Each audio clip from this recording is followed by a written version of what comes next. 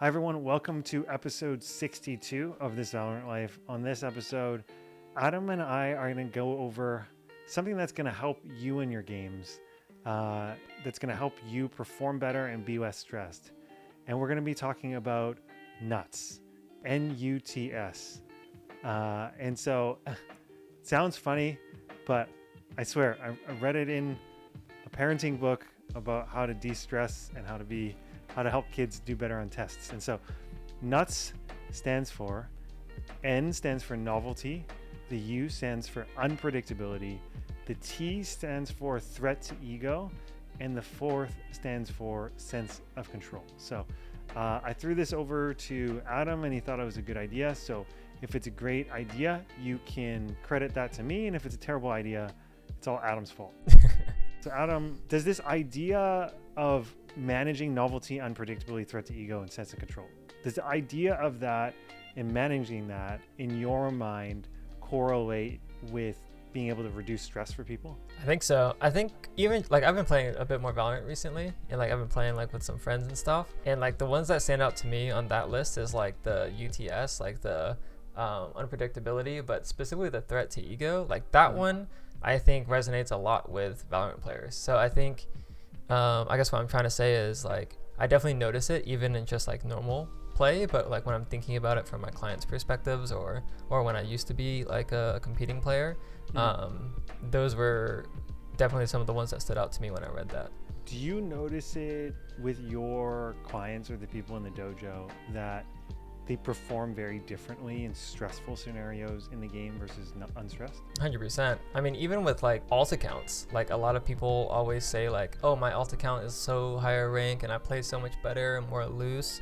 You know, like obviously MMR plays a part into it because your alt account's gonna be like less hard stuck with your MMR, but also it's less stressful, you know, like you can lower stakes, you can kind of play whatever, there's no threat to the ego because it's not their main account anyways. So yeah, you see it all the time. Okay, but then it would just rebalance itself, right?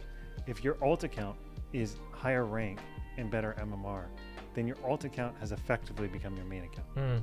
Yeah. And then you'll get stressed about it, and then you will regress, and then your old main account, which was your alt account, will become your main account again because you're paying better on it. I don't know. It'll just, I feel like part of that is this like rotating cycle of like flip-flopping. No, I agree. I try to only advise people to use alts if they're trying to like new roles and stuff and they want to experiment. But yeah, that's a pretty common dynamic for sure. So I want to dive into this idea around novelty. And so the concept in the book, because it's a parenting book, actually the concept like they're even tackling in this chapter is actually standardized tests and like the stress of standardized tests, right? And so if you've never taken an SAT or an ACT before, if you walk in, all those questions are novel, that's going to be very stressful. If you're stressed out in any context, you're going to perform worse than you would normally. And so then the question becomes, well, how do you manage novelty in that context? And it's pretty straightforward. In the SAT, ACT world, it would be, well, you should do some practice tests like, and do some prep work that will help you understand what questions are coming. For a brand new player in Valorant, obviously everything is novel. So we'll kind of skip that. But for a player that's played for a while, what comes up as novel, even as a player like yourself who's played for a long time? Are there still scenarios that come up as new for you as you're playing? It's definitely more rare for me, but I do find myself like I didn't know how to play that. Like I think when I'm in a new clutch scenario or something like that and I haven't seen the pattern before, or I'm in a completely new position because I'm trying a new role or a new map like Corrode for example, I freeze up a lot. Like I don't know what to do because I've never been in it before, and like I can feel like myself tunnel visioning. So it definitely happens a ton, but I think new maps, new agents are probably the obvious ones. That's super interesting that you have the awareness to know that when it's something new, you don't know what to do, you tunnel vision, which is a physiological reaction to stress. Like when we get stressed, we tend to tunnel vision and focus harder, and we begin to see less options. Yeah, anything on the mini map, if I'm in a new situation, I can't read. Like I'm so That's focused. So interesting. Yeah, it's so rough. Yeah. Well, no, because so this is something I heard on like the Andrew Huberman podcast before, or he was on someone else's podcast, is when we are stressed, our vision narrows, like so tunnel visioning, our attention narrows. And when we're relaxed and I guess comfortable, our vision expands. But so that's usually that the vision reacts to our state. But he also talks about this idea that like our state can be influenced by our vision. So like one thing when you're tunnel visioning is to actually force yourself to broaden your point of view, because that forces like the natural outcome of that as you become more relaxed. Right. That's a good idea. I think I feel like I remember hearing that, but I've never actually like made it like a protocol. But I think like maybe after like a rough game or a tough game or something, if you just like look out the window or something and reset your vision, that could be like a very easy way to rebalance that. It's actually been one of my biggest like life hacks recently, is that like whenever I have like a problem, like often a work problem, where I'm not sure how to tackle it, and I know I gotta spend like an hour and a half kind of thinking through and writing down my thoughts, the first thing I'll actually do is kind of like prime my brain with whatever the problem is, like read some stuff about what's going on, and then I'll just go for a walk. Like, and the moment I go for a walk and I can kind of like look up into the sky and expand my point of view and like broaden like what I'm taking in with my peripheral vision, I often find it's much easier for me to think of solutions or like how I might approach this. It just feels like, oh, I'm going for a walk, and within like a few minutes I'm like, oh, I think I should just do this and this and this. The hard part is like keeping it all in my head, so I have to like take notes sometimes. But it's very different than, I'm sure you've felt this before, where you need to do something or solve a problem and you're like, you sit down your desk and you feel like stuck or like frozen. Yeah, I run into that all the time with YouTube videos. It's like I'm just like sitting there and just staring at like the screen and nothing's happening. So I've definitely, tried to do the walking thing a bit more, but I'm trying to figure out, I wonder like how you would do that for Valorant, like if you're in the middle of a game. Often in Valorant, I feel like, so this is general, in a stressful situation, I don't know if you've noticed this, I feel like I noticed this, like when I watch very high level players, they're playing like 1, 2, 3 seconds slower than I'd be playing it, right? And they are playing with this feeling of having more time than I do.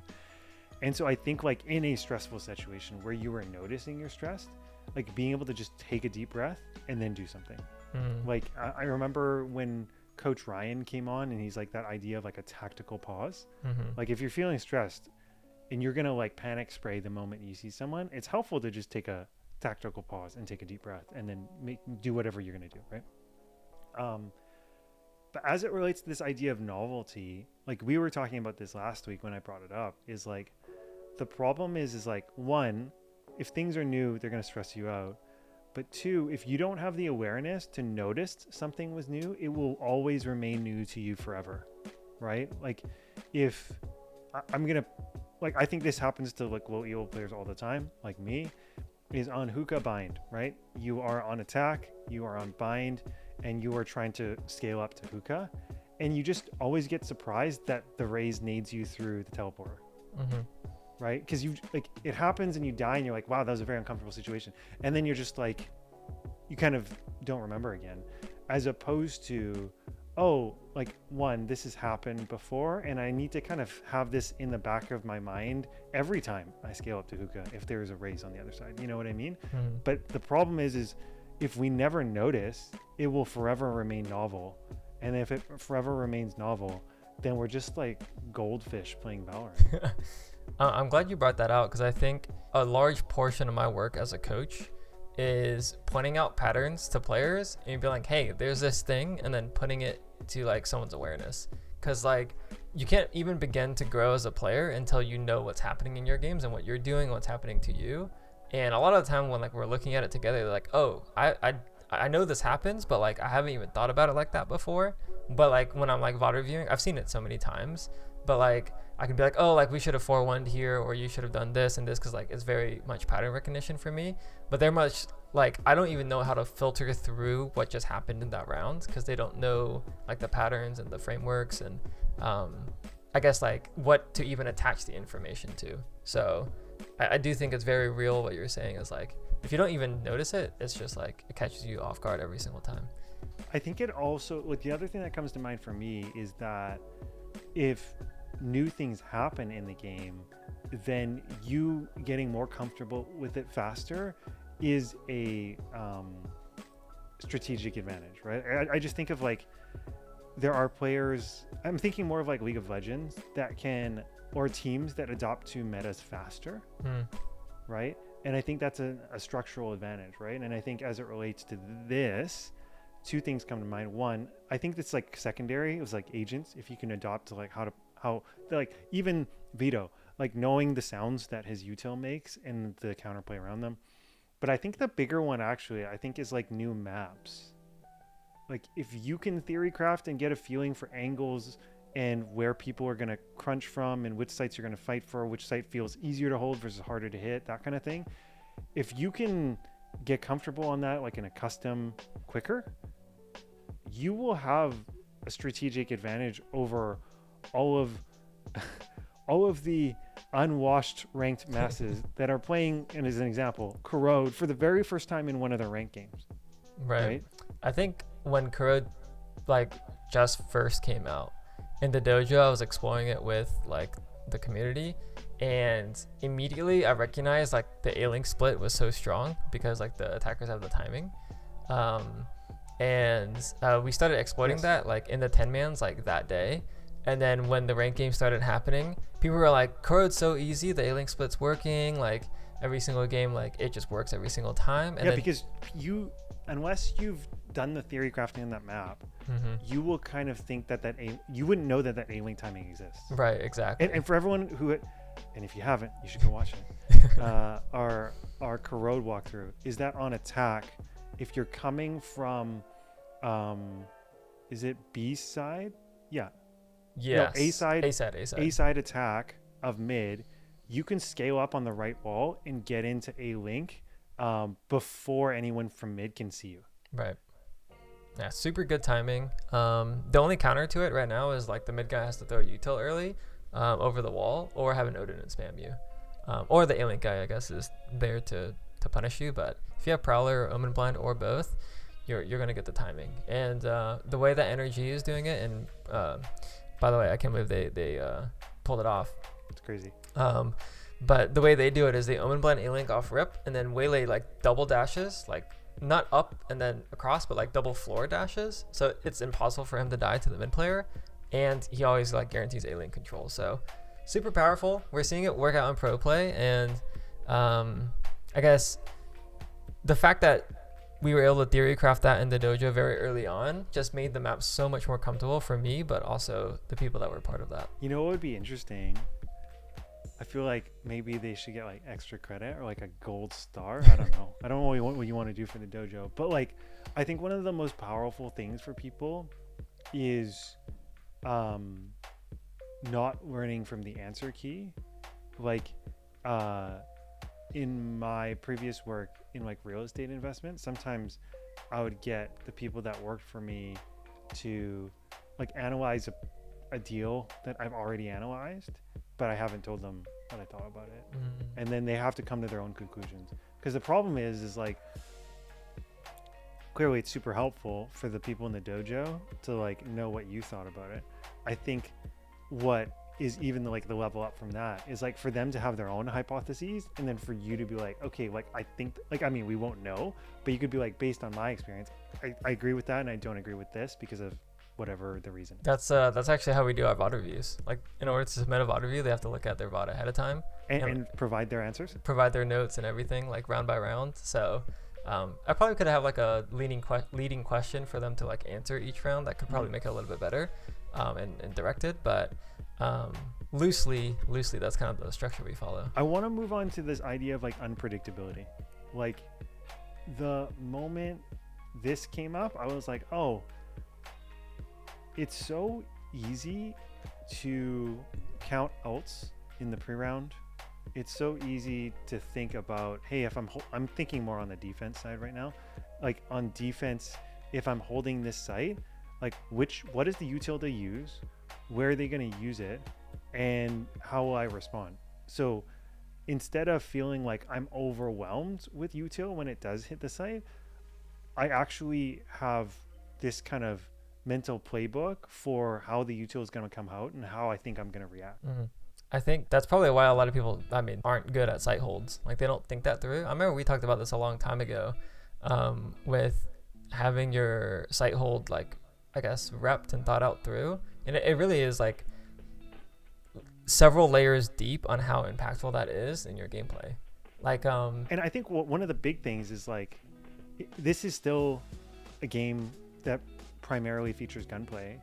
And I feel like when you get util dumped, and then you're kind of running around with your crosshair everywhere, like you have like 0% chance on those gunfights. mm-hmm. Whereas like the example we were talking about last week is like, I think about this for like Haven C, or you'll see pros do this on Haven C, Haven A, is like they're already like, they're waiting for the site execute, and one player is just staring where the God Dart lands. Like he's not looking at the choke points. He's just waiting for the dart because he knows the dart's going to come in. He's going to break it, and then he can focus on the fight, as opposed to like trying to focus on the fight, holding your crosshair placement, trying to flick to the God Dart, and then come back and trying to hit a shot.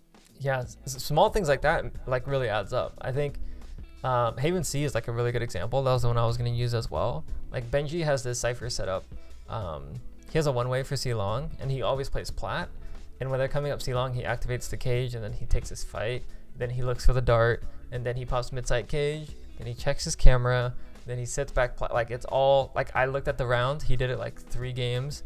Every single round it was pretty much the exact same thing, with like minus 1 or 2 tripwires being a little bit different. And he does it in pro play. So I guess what we're trying to say here is like, you can get rid of a lot of the unpredictability factor if you have repped and thought out your site holds, in this case. In your plan. Yeah, in your plan, yeah. And prep goes a long way. A lot of people, when they think about prep, they just think about lineups. So they go into the server and like, oh yeah, I got my lineups, let's go play. But then they don't maybe understand which situations they need to use that lineup in, or they don't even like think about their site hold that doesn't really use lineups. So yeah, definitely a lot to gain from there. Even with just those 2 things that we just talked about, novelty and unpredictability, and like some protocols to address it, I feel like that will get you very ahead of the player base. That is kind of like how you might think through unpredictability on defense. What does minimizing unpredictability look like on attack? Anti-flood util. So if you're executing, a lot of time people get caught off guard. Oh, he just ran through the smoke. Just throw util there, and then they can't run through the smoke. Obviously, some characters can do it, some characters can't. So if you can't throw util, just actually put your crosshair on the edge of the smoke. But I think that's a big one, because like a lot of times when we execute on a site, we're like expecting 1, maybe 2, but never a 3rd. And then when the 3rd player runs through the smoke, we always get caught off guard. So I think that's probably one of the easiest ones to address. And what about, the 2 things come to mind for me.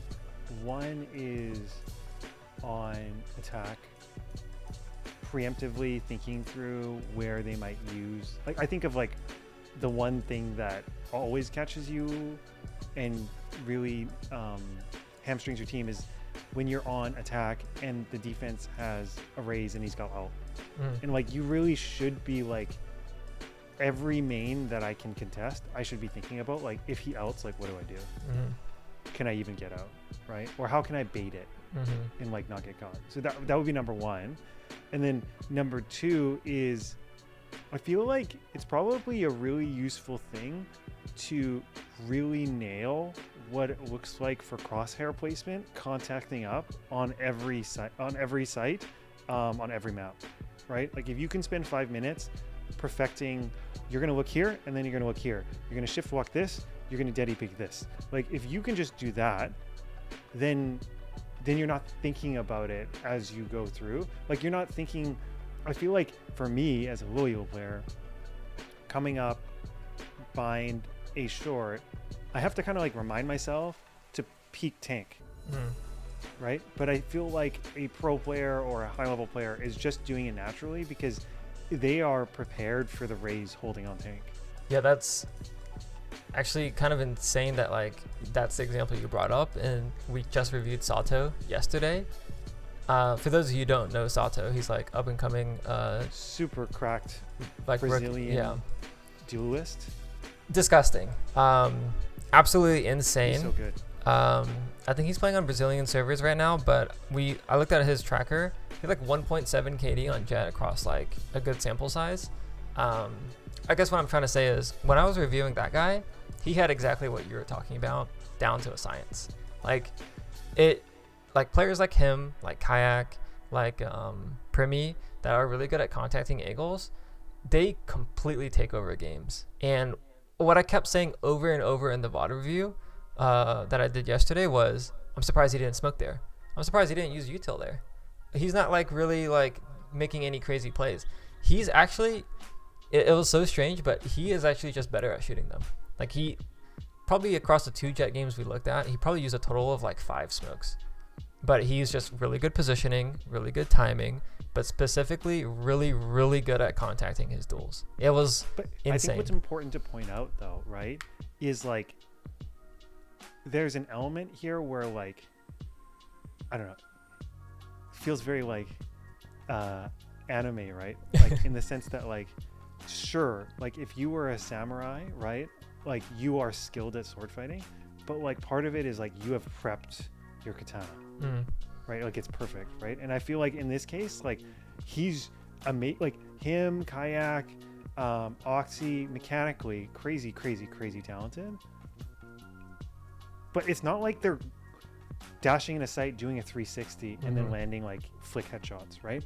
Like they are like aiming and creating or using mechanics for maximum consistency, right? And they know where to pre-aim and they peak the angle. Their crosshair placement is like almost perfect, right? And so then their mechanics go from like taking this fight from impossible to possible to like a good fight to like almost like 100%, right? Like they're taking their mechanics combined with their precision and their like practice makes it automatic. I think the thing that like kind of ties that in for me is like you think of a cracked player, you think they can just run it down. Especially on defense, when these duelists play, they look for a lot of off-barrier fights. Barriers drop, they hug the barrier, they swing, they look for a kill. Across the 3 games I looked at, Sato fought off-barrier twice. One of that was on pistol, one of that was on eco. But 3 games, he only did it twice. And I think what that kind of shows to me is like mechanics and taking fights and converting dry duels is like not about actually just brute forcing it. It's about being like more methodical with your gameplay, and it was like very inspiring. But the reason why I say it to your point is they're able to do it automatically when it's not like common timings, because like the common timing would be to just swing off barrier and win that fight, and then at this time on the clock it's like that's the swing and they're gonna swing and it's gonna kill. That's not what we're seeing here. It's like the circumstances are a little bit more dynamic. Like the kill doesn't happen at 137. It's like 130 or sometimes it's gonna be 125, but it's the same angle. It's just not at the same time, and like the way that the people take that fight at that time is different. I guess like I don't know. It's just so impressive. It's just so impressive. I think that's a great point off of barrier rip, not taking that fight, because I think the reason he wouldn't do it 10 times out of 10 or like 12 times out of 12 on a each half is that even though he's more mechanically talented, there's like a 95% chance that or like let's say an 80% chance that someone's there. And so instead of being a surprise at all, he could just lose the fight on timing. Like someone just pre-fires because someone always shows up there, right? Like, so I feel like that's where like the contacting up is like, well, over the minute 40 round, you could be there at any time. So I think there's a real element there where like him being able, well, actually, and okay, the other thing that came to mind was when you learn, if anyone's been forced to learn piano before, I never have, but we forced our kids to for a while. And so one thing you do when you learn piano is how to play scales. So you know how to play a scale in a certain, oh crap, I don't even know what it's called. Not tone. Do you know what I'm talking about? I'm not musically. Like A minor, G minor, whatever, right? Like, yep. I don't know feel like an idiot. Anyways, you learn to play scales. And I feel like actually, if you haven't, and this is for myself included, so this is a revelation for me too, is if you haven't gone through every map and have like what a dry contact approach looks like, it's like you haven't practiced your scales for every single map, right? Like this, like it should feel like you just drop into it and then you're thinking about other things, right? But for me, it takes 100% of my mental stack because I've never practiced them. Yeah, so even me as a player, like I didn't really do it in Valorant. Like I did it in CS. It's a lot more accessible. You have pre-fire maps and stuff like that. But like in Valorant, you don't have the pre-fire maps. Like you kind of are forced to do it either alone or like have a teammate to like, you know, your friend or something load in with you. So it's definitely overlooked. I think I made an argument in one of my more recent videos that like that is the skill that's underdeveloped the most. It's like the contacting, peeking stuff. So threat to the ego. What comes up for you when you think about stress, Valorant ranked, and threat to the ego? Rank up games is probably the biggest one. A lot of people think that they deserve the rank. They're entitled to it. They get very like results focused, and then that stress and pressure like makes them play terribly. People will like lose their rank up games on repeat and then be like, dope, I've lost my rank up game like 3 times or 6 times or 10 times. I can't. And I'm just like, bro, it's just a game. Like obviously it's going to affect them, but the fact that they're focusing on it gives them a lower percentage chance to win the game. So I would say that's the most common by far. I would say like contextually other things that can be high pressure for threat to ego is like, if you're performing poorly, so the opposite, like you're in the game, you're like 1 in 10, you're getting close to pieing, like you probably are just going to pie, and sometimes it's I've seen players bounce back once the half is over because like it can't get any worse. But like while they're in that half and they're having a bad half, it just keeps compounding. Well, I shared this with you last time, right? Which was I was playing a game. I think I was probably 3 in 10, like most of the way through our first half, and my Rays, who was 14 and 10, I think we were down like probably like 8-2 or something. Like we were not doing very well. And then he goes, Fade, and I was the Fade, and he goes, Fade, I gotta ask, are you boosted? Because I'm hard stuck gold and I would never play as bad as you're playing. And that I think he probably looked me up that I'm plat, right? And I think it's like, I was a little annoyed, but now I think it's pretty funny. But I think it's really that could really tilt someone off the face of the earth, right? Like that, like you're getting called out. And I think the reality is like everyone has good games and everyone has bad games. Your ability as a player is like right now, like what more can I do? And how can I like refocus? But I guess, you know, as you think about threat to the ego, so if you're super wrapped up in a high stress game and it is really undermining your performance, like what in your mind have you given clients in terms of managing that? I think it's different for everyone, obviously. But I think the first thing that comes to mind is like, I try and encourage people to take care of themselves outside of the game. So, like say for example, someone is a Valorant player, but also a student. If they're like doing well in their studies, then, you know, that is like a different side of them. That's a different part of them. That's not just Valorant.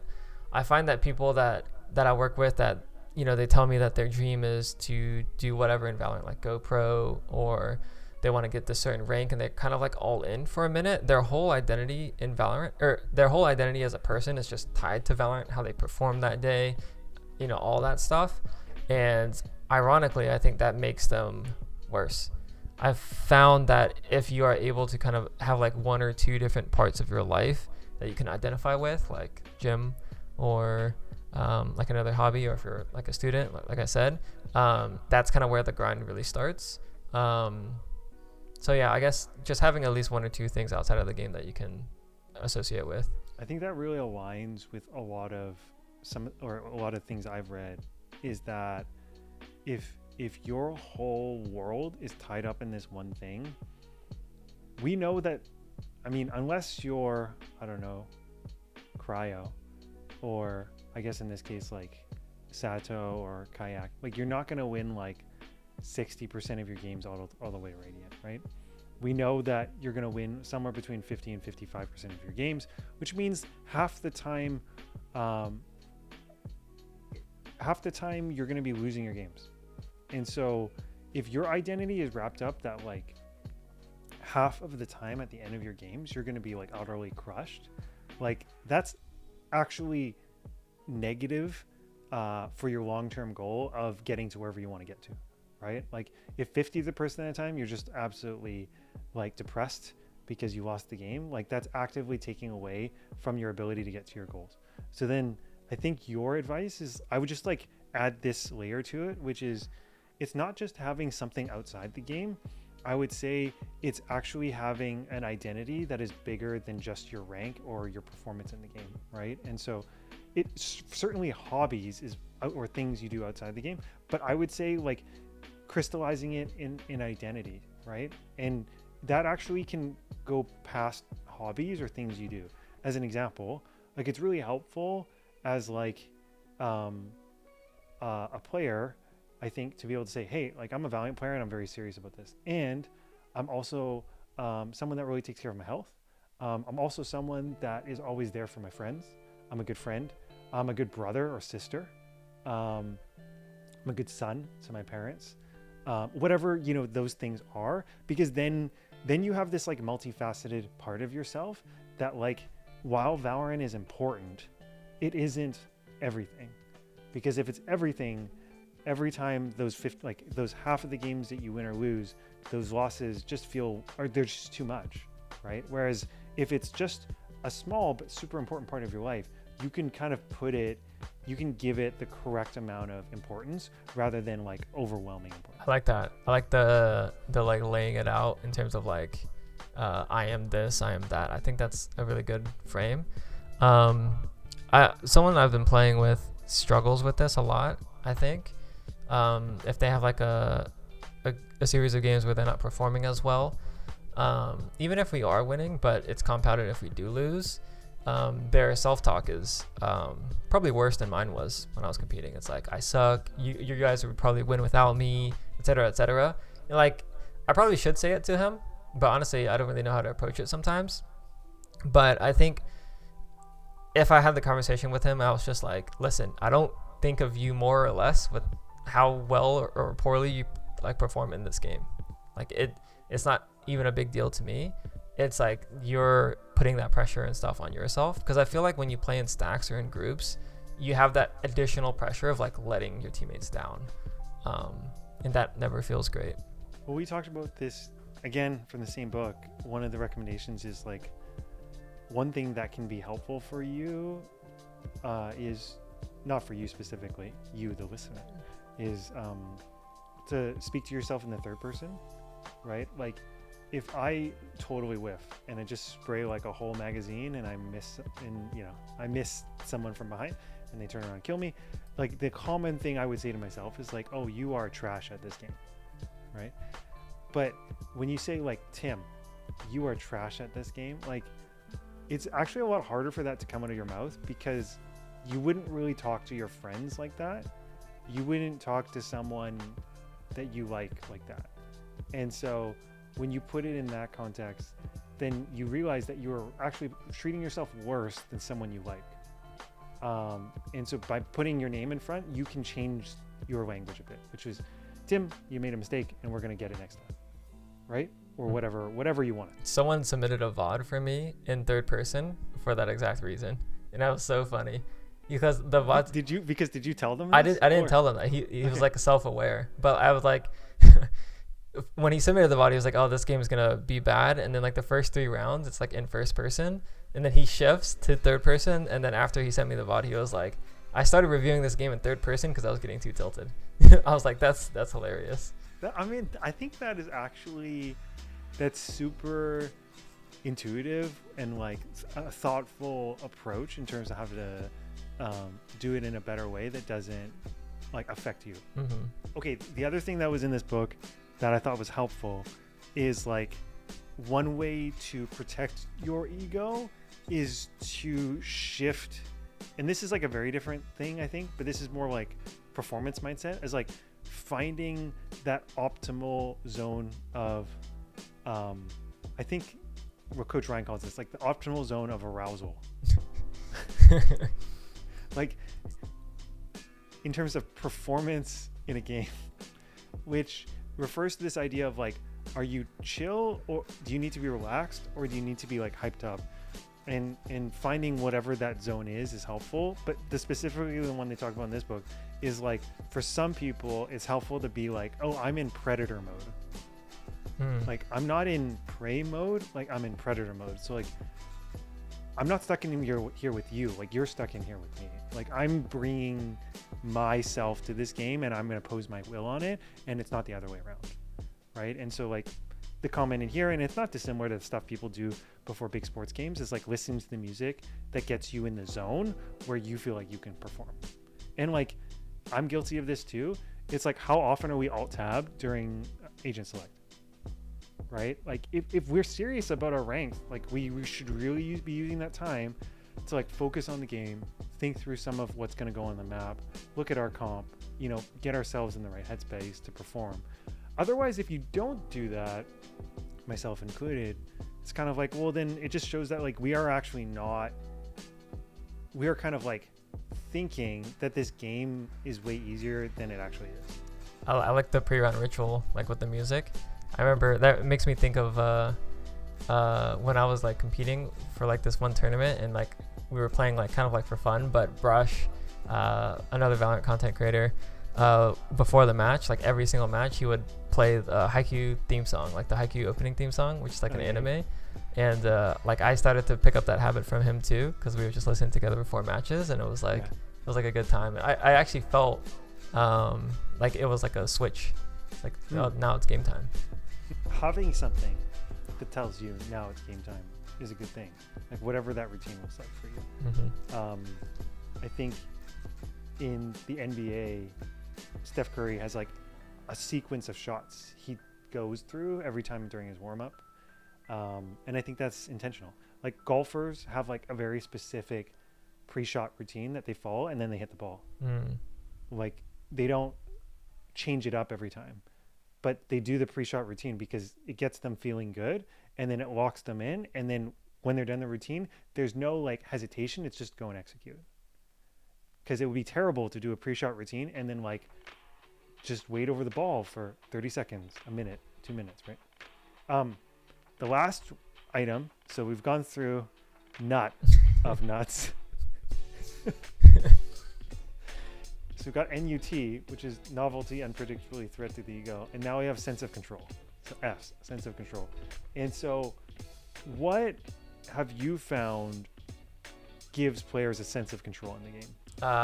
This kind of goes two ways, but one is like calming. Like I like to IGL my games, so like if I can come up with the pre-round plan, I have more control over the game. People are listening to me. I know what I'm doing. I kind of know what my teammates are doing, but more importantly, I know what the goal is. So I guess in short, if you can set a goal for the rounds, or like at least for the early part of the rounds, I think that's a really big one. Is there if you were to give yourself like a recipe for what you calm in a pre-round, what does that sound like? Recipe. Like I'm just thinking like this isn't VCT, right? So you're not going to be like, you're going to lurk here, and at, you know, once their util expires 20 seconds in, you're going to lurk up. I'm going to hold this position. You know, like there's a level of like, it's not really that useful to be like, we're going to hit A. And then it's also not useful to be like, probably the way Boaster needs to do it for a VCT game. So like, what's the in between where you feel like you can deliver the info without going overboard? Yeah, you definitely have to let your players fill in the blanks. I think even in pro play, it always surprises me how micromanagey Boaster gets with his IGLing. But to answer your question, I think specifically it's like, I want to contest this space, so I want to fight. Let's use A main ascent as an example. Let's fight A main. I'm going to use this piece of util. Typically, whatever util I need to ask for, or how I want it to play out. So if I want to Omen blind A main, I'll say, let's fight A main. Omen, can you blind? And then fill in the blanks. Or if I want to go A main and I want the dart instead, Omen or Sova, can you dart? and then fill in the blanks. So like it's pretty much just let's fight this, whatever util I want. And then if I see all 5 of my players stacked on one side, I'm like, hey, Cypher, can you go over on the other side of the map? And I won't really tell him what to do. I'll just be like, can you go to B? So the only thing I might add to that is like, so it's a request for util, or it could be a request for something else. Because I could just think of like, I'm going to play a judge hookah in the corner. Like, Reyna, can you bait for me? Right? Like, just pretend that you're the only guy playing hookah, and then you're going to jump out when you take contact, right? Right. Yeah. What comes up for me as we talk about sense of control is the idea of having process goals, right? So actually it's come up a bunch of times in this podcast already, which is, well, you have control over, did you warm up? You have control over, were you thinking through or getting yourself mentally ready in the pregame, like agent select? But what are some good process goals that you have found helpful? You kind of already touched on one of the bigger ones, which is warming up and like having some type of physical preparation.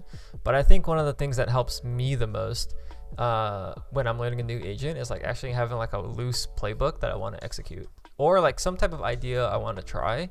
So it wasn't even like an active thought for me, but I remember playing a ranked game recently and I was feeling like whatever. I think I was playing Fade, and my teammate in-select Raze. Normally I play Raze on Bind, but my teammate that in-select Raze was doing certain plays. Like he was double sashing U-Haul, but normally I do it from the right side, but he did it from the left side.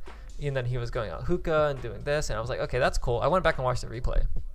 Oh, interesting. Okay. And I was like, okay, it was so successful. Our attack half was like 11-1 or something. Okay. So I was like, okay, like I need to figure out what he's doing. And then next time, because I was just curious, honestly. And then next time I played Bind and I locked in Raze, I was like, oh, I wonder if I should try the thing I just saw. And for the entire attack half, I was doing that.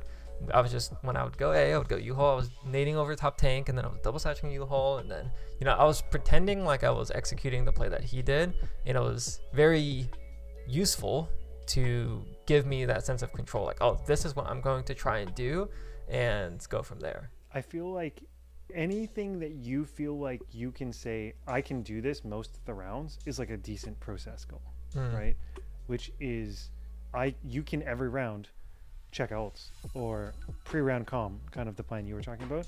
Like the other one I was thinking about was I was watching DDK did a video. This has been sitting in my like watch later list for forever, right? As we all have, like it's a million years long. Right. But anyways, his video was on why Nico from CS has such good mechanics. And there was a quote from Elige that like mechanics and aim is part of it, but he talks about how he like visualizes every peak. And when you visualize the peak, there's an element where when you peak, you're no longer surprised, and you've kind of already primed your brain for whatever muscle memory comes after that. And I think about that, you could visualize every peak in a game if you wanted to. That would be hard for you to do it for everyone, but like I feel like maybe you could create some kind of process goal around it, right? Which is like every time you have like a slow contact deady peak, you know, mid-round kind of thing, not in the chaos of some type of site execute, you're gonna like visualize and then make the peak. I think that's a really, really good one. Like going back to Sato, I noticed like when he was like locked in, slice every single angle, pre and peak, so good, so clean, so methodical. But like you could tell like when he wasn't expecting an enemy, he would shift peak but then trace the angle. So like I was able to kind of like infer when he was expecting an enemy and when he wasn't. But the thing is like his trace and his shift peak was actually so strong anyways. His like, when you watch those guys and they trace the angle, it looks like they have like a ruler between them and the angle, and it just like it's like perfect. It is perfect. Yeah. It's like you know what it looks like? You know those people that can draw like perfect circles on chalkboards? Like that's what they look like going around a corner. It's like robotic. Yeah. Yeah, it's like they're just tracing a radius. Super impressive though. But I guess what I was trying to say to bring it to what you were saying is if you're able to kind of abide by that rule, like, hey, I'm expecting an enemy here, I'm gonna actually do a proper peak, pre and peak or whatever, actually step out, no shift peak, and visualize it. And then when you're not expecting someone, just shift peek trace. But then when you're looking back at that in VOD review, you can be like, oh, I actually did a proper peek there. Was I visualizing? Was I actually prepared, or was it just like an autopilot thing? And then if I shift peeked it, but I was expecting him there, like, why didn't I bring it together? You know, but people often say, I'm just thinking about this now, there's often a comment around, oh, my aim is so much better in DM. And of course, like, the stakes are way lower in DM, so we can't minimize that, like, the stress causes us to perform more poorly.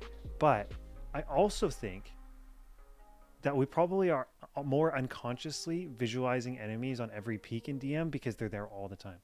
I can see that. Whereas in a ranked or a comp game, you may not be visualizing all the time because they often aren't there. Yeah, and then also if you play DMs with sound, they give you the sound cue that they're there. So All the time. Yeah. So you're pretty much ready for every single fight. I agree with that completely. Well, cool. I'm glad we got through the N.U.T.S protocol. What a name. It's gonna make for a fun, spicy thumbnail. So thanks for listening. We hope this was helpful. I thought it was really interesting to kind of break it down this way. And I think this was really not just useful, hopefully for you. I've certainly found it useful just talking through it. So thanks for listening. As always, we appreciate you all taking the time. Hope you have a great week. Take care.